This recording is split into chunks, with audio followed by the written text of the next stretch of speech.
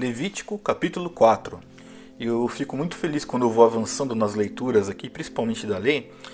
Insisto com aqueles detalhes que Deus sempre se preocupou em pronunciar ao seu povo. Exemplo, você vai ver aqui nesse capítulo que há uma previsão sobre sacrifícios pelos pecados dos sacerdotes, sacrifícios pelos pecados da congregação, sacrifício pelo pecado dos chefes, sacrifício pelos pecados de qualquer pessoa. Agora, eis a grande questão. Por que há um detalhamento muito grande, exemplo, pelo pecado dos sacerdotes? Porque, obviamente, os sacerdotes também pecavam. Então não existe esse padrão assim, não. Os sacerdotes, é verdade que para eles era uma cobrança maior, mas Deus não se esquece da natureza desses pecadores, sabe que estão caídos, eles são mortos em pecado. Então é por isso que há esta previsão.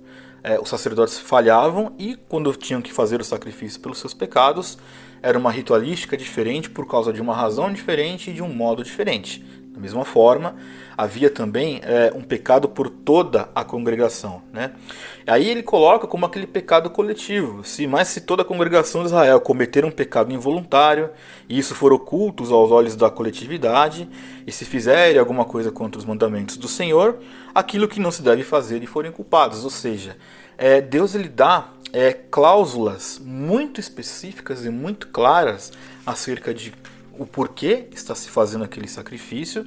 Nos capítulos próximos nós vamos ver como deve ser feito, com riqueza de detalhes, mas também ele olha para alguns segmentos, os sacerdotes, a sociedade, sacrifícios pelos pecados de um chefe. Ele coloca bem assim logo no versículo 22, quando um chefe pecar, fazendo de forma involuntária alguma das coisas que o Senhor seu Deus ordenou que não fizesse, é assim que vai ser feito.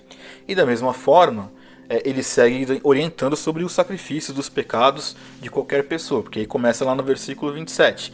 Se qualquer pessoa da terra houver cometido algum pecado involuntário, este é o modo de procedimento. Então é muito interessante isso, que há então cobranças. É claro, os sacerdotes eles eram mais cobrados. Há um olhar de Deus de forma misteriosa sobre alguns segmentos dentro daquela realidade de sociedade do povo de Israel. E isso me leva a crer que Deus realmente ele observa tudo e todos. E esse cuidado de Deus, quando ele coloca estas leis para esse povo obedecer, nada mais é do que um ato maravilhoso de sua misericórdia e graça, porque ele sabia que o povo ia falhar, ele sabia que os sacerdotes iriam pecar, está muito claro. Se há uma lei de cumprir um holocausto por causa de um pecado de um sacerdote, é porque obviamente Deus sabia que eles iriam pecar, e obviamente Deus fornecia a forma desses pecados serem absorvidos, da mesma forma conosco hoje. Jesus, quando ele morre naquela cruz, o Senhor Deus, desde quando determinou essa morte, já sabia que a única forma da ira dele ser aplacada de sobre nós era um sacrifício tão perfeito quanto Cristo.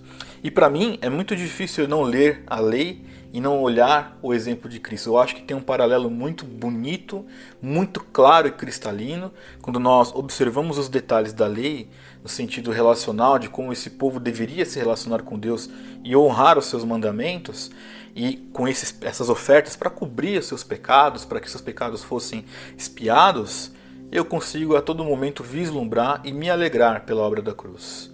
Porque foi justamente por causa desta obra que pagou ali definitivamente os pecados daqueles que o Senhor chamou para ser seus filhos, é que nós não temos mais que executar estas coisas de forma literal.